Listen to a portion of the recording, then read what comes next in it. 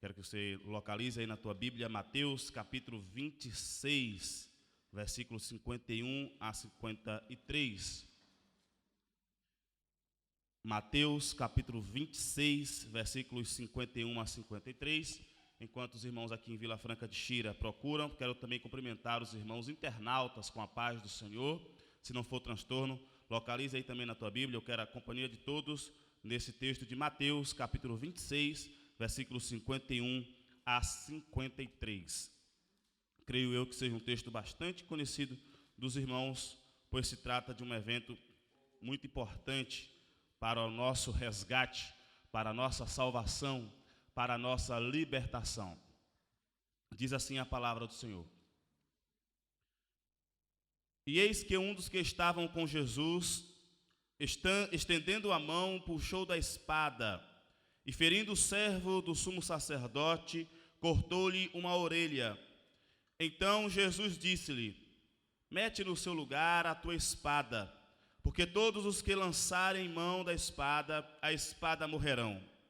Ou pensas tu que eu não poderia agora orar a meu Pai, e que Ele não me daria mais de 12 legiões de anjos?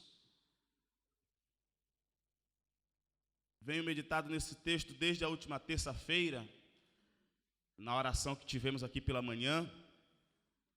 Quero falar com os irmãos, pensar com os irmãos sobre que Jesus, Ele sabe se defender. E é importante a gente entender que, além de Ele saber nos defender, Ele sabe nos proteger. Isso é uma verdade incontestável. Ele sabe o momento certo de acalmar o mar. Ele sabe o momento certo de repreender o vento. Ele sabe o momento certo de dar o livramento. Mas nesta noite eu quero comentar com os irmãos sobre a informação que também é verdadeira, que Jesus sabe defender a si próprio. O nosso Jesus, Ele sabe como se defender dos ataques malignos. Ele sabe se defender dos ataques dos homens. Ele sabe se defender da podridão que quer tentar abafar a sua igreja. Portanto, nós precisamos ficar calmos e tranquilos, porque Jesus, Ele sabe defender o seu nome, Ele sabe defender a sua honra, Jesus sabe defender o seu ministério. Esse texto nos dá inúmeras lições, e precisamos dar resposta a pelo menos 3 perguntas a elas. A primeira é: por que Pedro cortou a orelha de Malco? Sim, porque embora esse texto de Mateus não diz, o apóstolo João vai dizer que foi Pedro quem puxou a espada, que foi Pedro que cortou a orelha, e que o nome do homem que ele cortou a orelha era Malco. Precisamos responder também por que Jesus devolveu a orelha de Malco. Porque Jesus curou, fez aquele milagre próximo da sua morte. E terceiro, por que isso precisa estar aplicado em nossas vidas? Primeira pergunta: por que Pedro cortou a orelha de Malco? Se a gente for olhar o que Lucas escreveu desse mesmo texto, nós vamos perceber que Lucas dá a entender que eles fizeram um conselho entre os 11, melhor dizendo, se eles usariam a espada. Meio que eles parece que se perguntam a Jesus se era para eles também usar a espada. No texto de Lucas, capítulo 22, a partir do 47 ao 53, Jesus vai mostrar que eles tomaram conselho se eles usariam a espada. E João vai dizer que Pedro na sua afoiteza, usou a espada, puxou a espada. E se a gente for olhar, Pedro não queria cortar a orelha do Malco. Pedro queria cortar a cabeça de Malco, arrancá-la fora. A gente não sabe se foi a falta de pontaria de Pedro. Não sei dizer se foi a dificuldade por ele não ser soldado, não ser treinado à espada, ou se foi um livramento de Cristo para a vida de Pedro.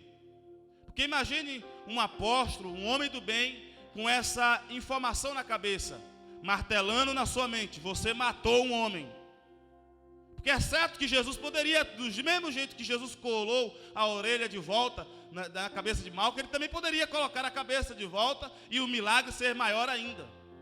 Mas olha essa coisa martelando na cabeça: você matou um homem. Então eu não sei qual foi a razão porque Pedro só acertou a orelha.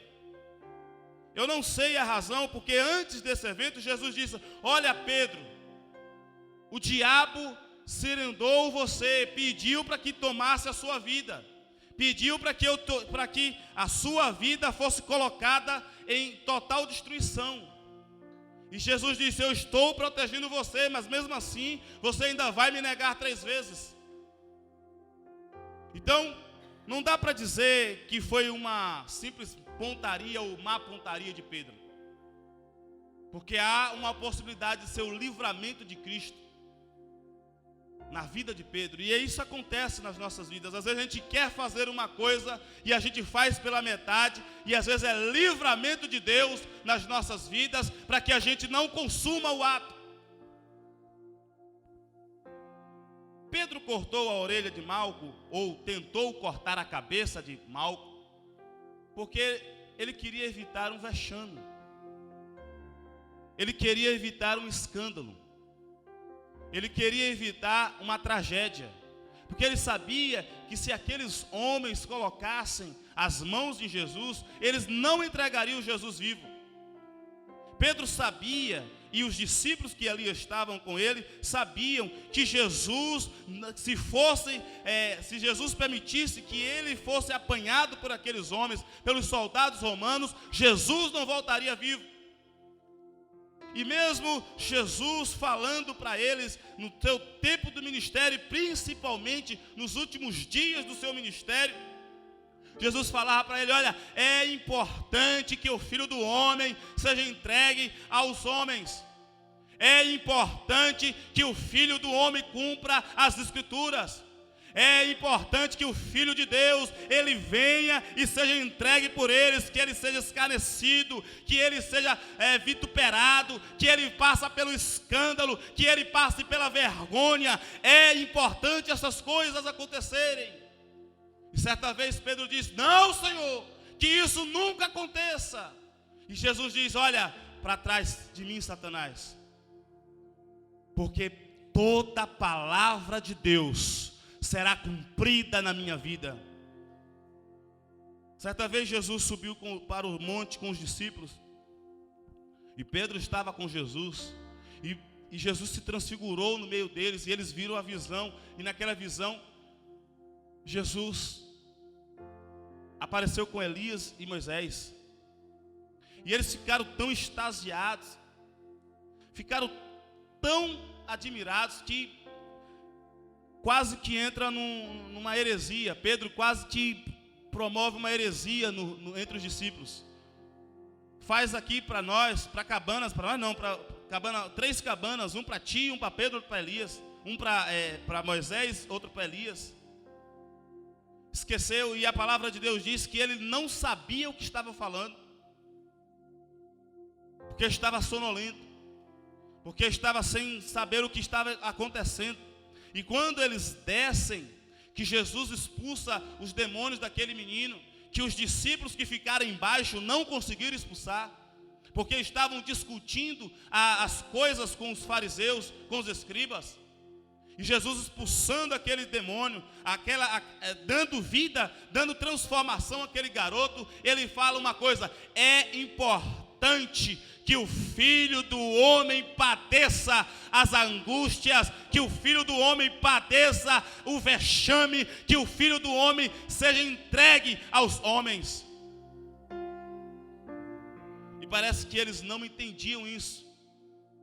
Se a gente for entender, se a gente for nos colocar no lugar de Pedro, a gente também não entenderia. Talvez eu e você puxaria a espada. Se fosse os nossos dias, arrumaria uma arma, arrumaria algum jeito de lutar por Cristo, para evitar que aquele vexame acontecesse, para evitar que aquela desgraça acontecesse, para aquele escândalo não acontecesse. Talvez eu e você faria a mesma coisa. A gente fala, você diz, foi Pedro, era o mais afoito. O João, o mais amável, chegou a sugerir a Jesus que tocasse fogo em uma cidade inteira, só porque eles não receberam eles. Ou seja, ninguém escapa de tentar fazer as coisas do nosso jeito, de tentar proteger o evangelho com as nossas forças, de tentar proteger o evangelho na nossa habilidade, de tentar proteger o evangelho com a nossa luta, com a nossa guerra, do nosso jeitinho. Então Pedro seguiu isso. Eu vou lutar com o que eu tenho. Eu disse que não abandonaria Jesus. Eu disse que Jesus não padeceria. Então eu vou cortar a cabeça deste homem. E ele só corta a orelha. Pedro está tentando evitar uma tragédia. Está tentando evitar que o seu líder seja exposto à vergonha. Segunda pergunta: por que Jesus devolveu a orelha de Malco? A resposta está meio que dada.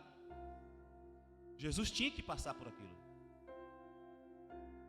A primeira razão que Jesus fez com que Pedro tomasse nota de que ele curou aquele homem é uma lição para os discípulos. Era uma lição para mim e para nós, para você. É que o evangelho de Deus não é com carne, não é contra a carne nem contra sangue. Eu não preciso sair fazendo fogueira santa. Eu não preciso sair atirando para torto e direito, convencendo as pessoas na marra, na faca, na espada, que Jesus é o Rei, que Jesus é o Senhor, que Jesus é o poderoso. Então Jesus fala: olha Pedro, olha discípulos, a arma de vocês não é a espada, porque quem usar da espada, a espada morrerá. A arma de vocês não é contra a carne nem contra a sangue. Se preciso for, eu vou restituir a carne dos nossos inimigos. Mas vocês precisam entender que a carne não é nada da sua luta. Não tem nada a ver com o que eu estou pregando com vocês. Não tem nada a ver do que eu propus para vocês. A luta, a guerra em que eu coloquei vocês é muito maior do que a carne. É muito maior do que o sangue. É nas regiões celestiais. É contra os demônios. É contra eles que nós vamos libertar esta nação. Eles estão me prendendo hoje, mas muitos soldados romanos, através de Paulo, serão convertidos pelo poder que foi me entregue. Portanto, não se preocupe. Não use de violência, porque quem parte para a violência vai morrer na violência. Não use de vingança, porque minha é a vingança. Então Jesus devolve a orelha de Malco. Jesus também devolve a orelha de Malco para nos dar a lição de que ele tem de fato poder. João vai descrever que quando eles chegaram àquele lugar, liderados por Judas, Jesus perguntou: a quem buscais?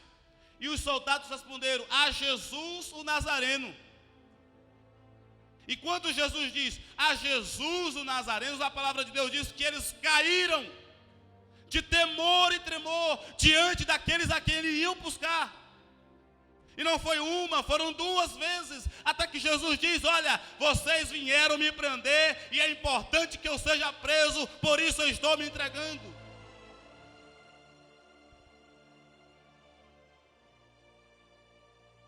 Jesus vai dizer a Pedro: Pedro, não pensa tu que eu poderia agora orar a meu Pai e pedir 12 legiões de anjos, você já sabe que eu tenho poder. Você já sabe que eu tenho autoridade. Mas além de ter, eu ainda tenho exércitos inumerosos. Eu tenho um exército poderosíssimo, que se eu pedir, ele vem agora e me protege, e me dá libertação, me dá livramento. E Jesus vai dizer 12 legiões. Se for usar a ideia do exército romano, que era quem estava prendendo Jesus, uma legião era no mínimo 6.000 soldados. Ou seja, 72.000 anjos à disposição de Jesus. E por que Jesus usou 12?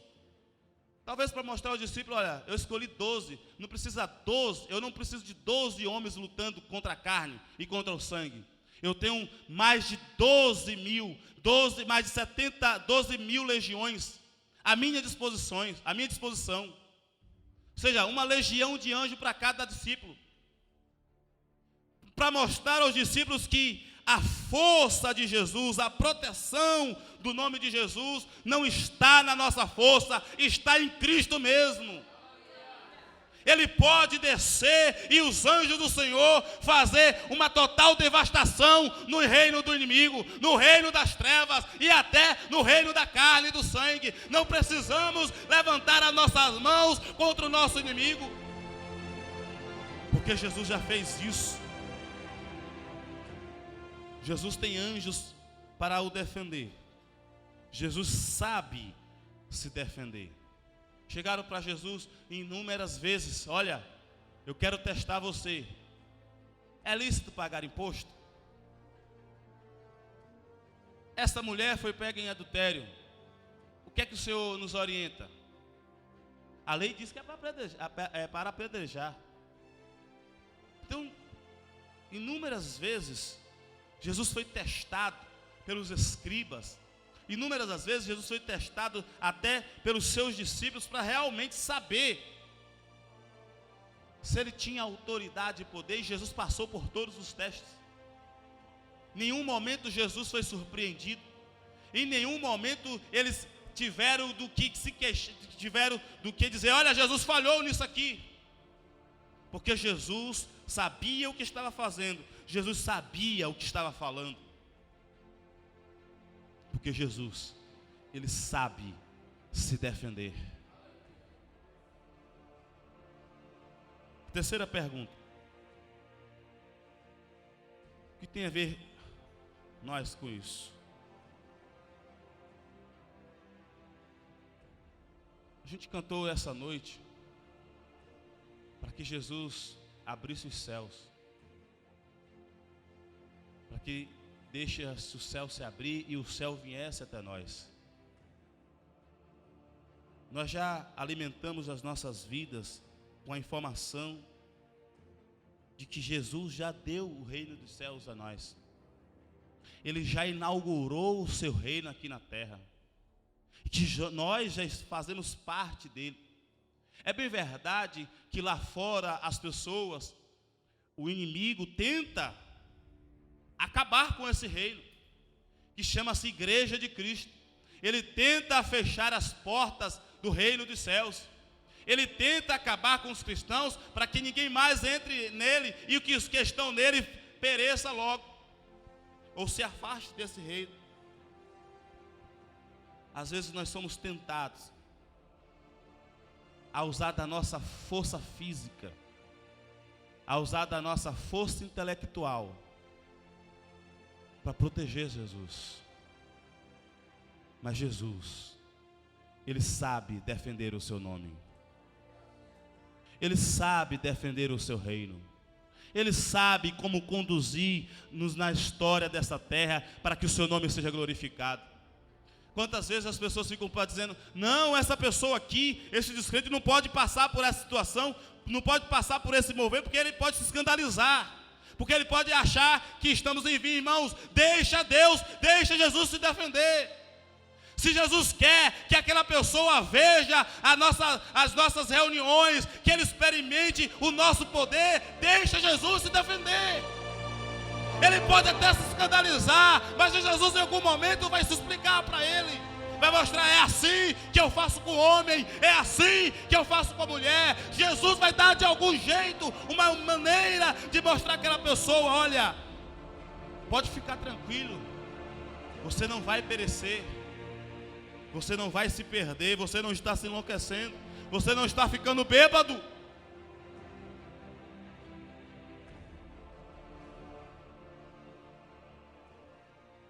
Às vezes nós deixamos de confessar as nossas falhas, os nossos pecados, por achar que essa confissão vai trazer escândalo, e provavelmente trará escândalo. Um escândalo que Jesus não quer que ninguém promova. Jesus já disse, os escândalos virão. Ai daqueles que promoverem os escândalos. Mas eles virão. E é importante que mesmo que seja o promotor do escândalo, é importante ter um coração arrependido diante de Deus. Rendido às consequências deste pecado. Rendidos à direção do Espírito Santo, porque a palavra de Deus diz que para que nós confessemos todos os nossos pecados, porque pior do que cometer pecado é ter pecados escondidos. A nação de Israel passou por diversos problemas, vindo de grandes vitórias, porque um grupo deles pecaram e esconderam o pecado. E muitas das vezes a gente não quer confessar os nossos erros, não quer confessar os nossos pecados, por achar que o reino de Deus sofrerá. Mas meu irmão, minha irmã, Jesus permitiu-se passar pelo vexame, passar pelo escândalo, porque para Ele, mais importante do que o seu nome, era nossas vidas libertas pelo seu poder. Jesus permitiu que o seu nome passasse por aquela tragédia, de ser preso, de ser blasfemado, de ser castigado, de ser humilhado, para que as nossas vidas tivessem vida e uma vida plena no seu reino. Portanto, confessem que nós possamos confessar os nossos pecados, mesmo que possa trazer algum prejuízo, mas se nós confessarmos e nos rendemos ao seu poder, a nossa vida será liberta, o nosso nome será glorificado, o nome do Senhor será glorificado, porque as pessoas vão saber, olha, pecaram, erraram, mas Jesus os perdoou.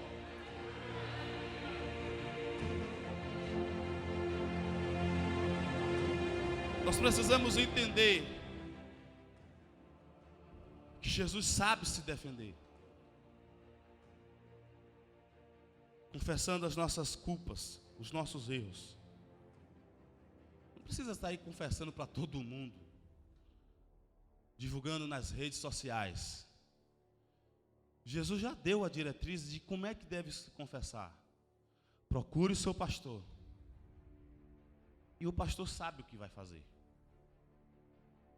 A liderança da igreja sabe o que tem que fazer. E descansa no Senhor. Porque se você se confessou, se arrependeu, pode até trazer algum prejuízo para a sua vida, porque pecado, irmãos, vai trazer consequências. A quem usar da espada, a espada morrerá, mesmo que seja salvo em Cristo Jesus. Olha como Pedro morreu.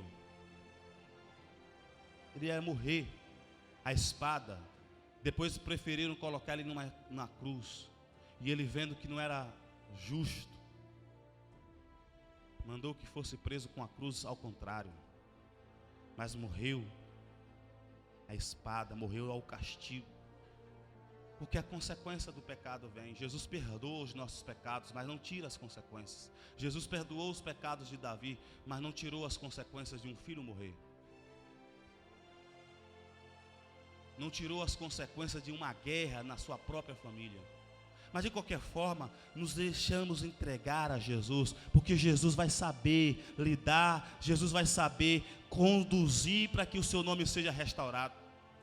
Jesus vai saber, vai ter os caminhos. Ele sabe onde colocar, olha, vai passar por essa dificuldade, mas eu tenho aqui um caminho melhor. Ele precisa passar por isso aqui por causa dos seus erros, mas eu tenho um caminho melhor. Se ele passar por aqui, glorificando o meu nome, ele vai chegar nesse caminho melhor. Por isso deixa Jesus se defender. Quem de nós pode chegar nas redes sociais, numa rede de televisão ou de rádio, e fazer uma defesa do Evangelho de Cristo, a tal ponto que as pessoas possam se converter? Ninguém. É Jesus quem se defende. É o Espírito Santo quem convence. É o poder de Deus que age em nossas vidas. Portanto, deixemos Jesus se defender.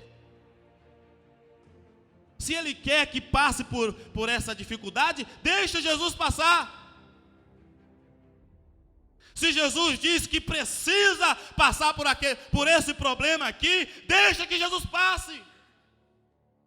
Porque a sua hora Ele ressuscitará e dará vida àqueles que se comprometeram em seguir o teu reino, que se renderam aos seus pés. Deixa Jesus se defender, porque Jesus tem poder para isso. E nós não temos. Nós até temos a autoridade que Jesus nos deu, mas foi Jesus quem nos deu. Portanto, irmãos, conscientize disso. Jesus, Ele sabe se defender. Desde terça-feira, como eu disse, que eu estou com essa mensagem na cabeça. E desde terça-feira que eu não queria pregar isso. Já passei por uns 3 temas na Bíblia, de terça para cá, para não pregar sobre isso. Mas a verdade é que nós precisamos nos conduzir. Então, se é Jesus que disse que Ele sabe se defender, então eu vou pregar. Porque Jesus, Ele queria, Jesus não só precisava, Jesus queria passar por aquele problema. Jesus queria passar por aquela tragédia. Jesus queria passar por aquele vexame, porque aquele vexame de morrer na cruz do Calvário deu-nos a liberdade. Aquele vexame de morrer na cruz do Calvário deu-nos a libertação. Aquele vexame de morrer na cruz do Calvário deu-nos o poder. Aquele vexame de morrer na cruz do Calvário deu-nos a salvação. Aquele vexame de morrer na cruz do Calvário deu-nos a paz. Aquele vexame de morrer na cruz do Calvário deu-nos a vida, e a vida com abundância. E Jesus ressuscitou, e ressuscitado está à direita do Pai, intercedendo por nós, mas nos protegendo o seu reino, protegendo o seu nome, porque também está escrito que o inferno não vai fechar as portas da igreja, porque foi Jesus quem abriu. Jesus sabe proteger, Jesus sabe deixar ela aberta de tal ponto de que mesmo aquele que passou, que viu alguém ser humilhado, que viu alguém ser processado, que viu alguém passar por dificuldade, em nome de Jesus, mas ele vai entender que Jesus esteve na vida dele, ele vai entender que Jesus estava protegendo, ele vai entender que Jesus o guiou, porque é o Espírito Santo de Deus quem convence o homem do pecado, da morte e do inferno. Não são as nossas forças, não é a nossa espada, é Jesus, é Jesus, é Jesus, é Jesus, é Jesus, é Jesus.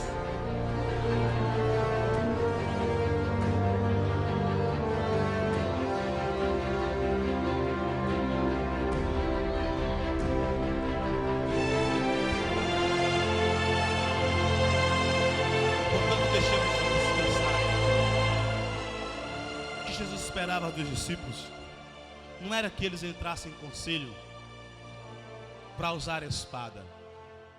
O que Jesus esperava dos discípulos não era que ele entrasse em conselho para ir para a guerra. que Jesus esperava dos discípulos, e principalmente de Pedro, que já tinha recebido a promessa de ser, que seria o líder da igreja quando Jesus partisse. O que Jesus esperava deles é que eles confiassem em Jesus. Eles passaram quase 3 anos e meio caminhando e andando com Jesus. Eles estavam também, no dia que pegaram Jesus e levaram Jesus até um lugar alto, e a ideia era jogar Jesus no despenhadeiro, apedrejar Jesus e jogar o corpo no despenhadeiro.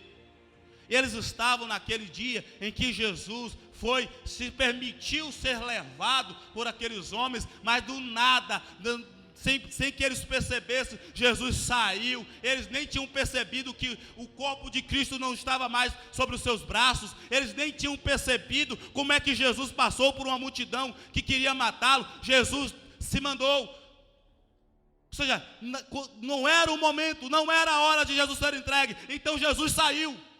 E os discípulos viram isso. Então o que Jesus esperava dos discípulos é que os discípulos estivessem em comunhão e em oração. O que Jesus esperava dos discípulos é que os discípulos descansassem na providência de Deus. Era que os discípulos descansassem no poder de Deus. Era que os discípulos descansassem na palavra de Jesus. Jesus diz: é necessário que eu seja entregue aos homens. É necessário que eu passe por esse vexame. Era isso que Jesus esperava dos discípulos. Depois que eles foram cheios do Espírito Santo, nós vamos perceber que os discípulos entenderam essa verdade, que começaram a descansar no Senhor, começaram a dar voz ao ouvido, não entraram mais em guerra. Pedro foi preso, no mesmo dia que Pedro, Tiago, outro discípulo, foi morto, foi assassinado, e Pedro era para morrer no dia seguinte. E a palavra de Deus diz em Atos que Pedro estava dormindo numa cela, amarrado aos soldados romanos. Até que o anjo veio e disse: olha, Pedro, não é a sua hora, não é a sua vez, não foi a sua senha. E libertou Pedro. Os discípulos passaram a entender, pelo Espírito Santo, foram convencidos pelo Espírito Santo, que Jesus sabe defender o seu evangelho, que Jesus sabe fazer as coisas acontecerem, para que o seu propósito de fato aconteça. Portanto, descansemos no Senhor, e ao invés de fazer conselho para usar a espada, para usar o argumento, que façamos conselhos para orar, jejuar e esperar o livramento de Jesus, o livramento de Deus, a proteção e a bênção do Todo-Poderoso, porque a seu tempo Jesus se exaltará e todo olho verá que Jesus é o Senhor. Fique em pé em nome de Jesus. Quero agradecer a Deus por essa oportunidade, que a palavra do Senhor possa produzir vida, e vida com abundância. Você sabe por que Jesus se permitiu passar por toda essa dificuldade, por aquele escândalo, por aquele vexame? Ele fez isso para que nesta data eu e você estivesse aqui adorando e exaltando o nome de Deus, com a certeza de que a nossa vida está liberta, com a certeza de que nós temos um amigo fiel e poderoso, com a certeza de que nós temos um Jesus que sabe se defender, e que, sabendo se defender, sabe também nos defender. É Jesus quem nos justifica, é Jesus que nos dá a autorização de poder entrar no reino dos céus, de poder entrar na sala do trono. E na sala do trono está na presença do Deus Todo-Poderoso, sem o risco, sem o perigo de morrer fulminado. Jesus passou por aquilo tudo porque Ele queria um exército, guerreiros, mas um exército que não usa espada, que não usa blindagem carnal, mas usa a esperança, a confiança, a fé, que usa a tranquilidade de que Jesus sabe se defender, que a seu tempo Ele se levantará e os nossos olhos verão o seu resplendor, o seu poder. Jesus passou por aquilo e era necessário que Ele passasse por aquilo, para que nesta noite nós tivéssemos a certeza de que as nossas forças são nulas no reino espiritual, que a nossa capacidade é ínfima no reino contra o reino das trevas, mas que ligados a Ele, em oração, em jejum, em consagração, em união, Ele se manifestaria e Ele se defenderia as pessoas. Eu ouço muitas pessoas falar: esse movimento aí traz escândalo, essa manifestação de Deus é só para entre nós, porque as pessoas vendo isso terão escândalo, serão escandalizados. Deixa eles escandalizar-se, porque Jesus sabe o momento certo de convencer eles de que aquilo não é escândalo, de que aquilo é o seu poder. Muitas brincadeiras se fazem quando nós estamos cheios da graça, estamos cheios da unção, estamos cheios do poder. Muita zombaria se faz, e às vezes a gente fica: não é para zombar, não é para escarnecer, e quer de qualquer forma mostrar, defender. Mas nesta noite que possamos entender: Jesus sabe se defender. Deus vai usar-nos de forma poderosa neste lugar. Deus vai fazer coisas grandes neste lugar. Deus vai pegar pessoas aqui que elas não querem que Deus use elas daquela maneira.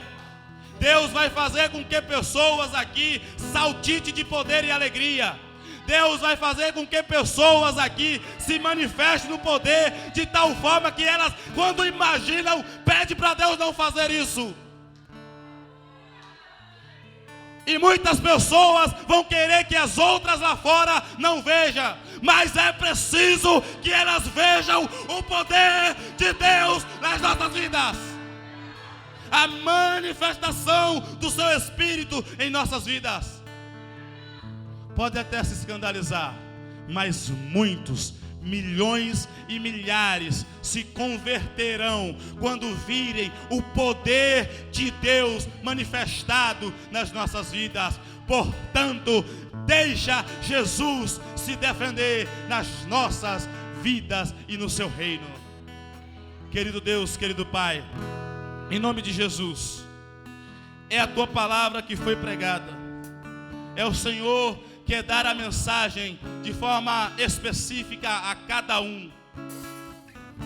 Ó Deus, é o Senhor quem faz as coisas acontecer.